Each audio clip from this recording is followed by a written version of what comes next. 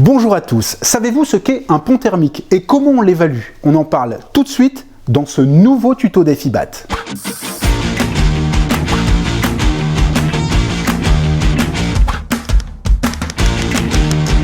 d'EFIBAT, épisode 10, le pont thermique.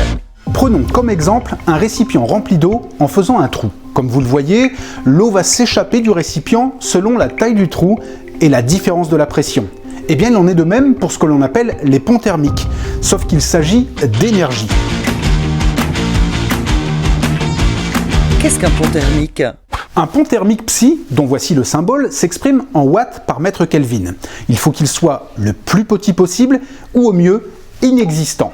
Un pont thermique est donc une partie mal isolée, voire non isolée d'un ouvrage faisant partie de l'enveloppe thermique. Les plus connus des ponts thermiques étant ceux provenant des liaisons béton entre les planchers, les balcons, les acrotères ou encore les murs et refends porteurs. Mais il en existe trois autres. Le pont thermique ponctuel de chaque fixation métallique, d'une isolation extérieure ou encore d'un parement lourd qui nécessite une structure secondaire pour le maintenir. Deuxièmement, le pont thermique linéique, des intercalaires qui maintiennent l'écartement entre les doubles ou triples vitrages et qui, dans ce cas de figure, peut affaiblir grandement la performance d'un vitrage dit isolant. Enfin, le pont thermique périphérique de mise en œuvre des menuiseries extérieures.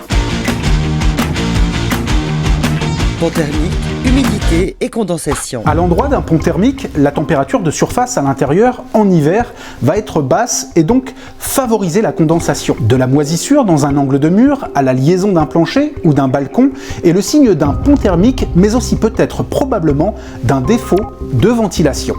En hiver, l'utilisation d'une caméra thermique bien étalonnée doit permettre de bien cartographier les ponts thermiques et les évaluer entre eux afin de mettre en priorité les actions. Pour terminer, sachez que dans la plupart des cas, seule une isolation extérieure permettra de faire disparaître ces ponts thermiques. Voilà, vous savez tout ou presque sur les ponts thermiques. À très vite pour un prochain tuto d'EFIBAT.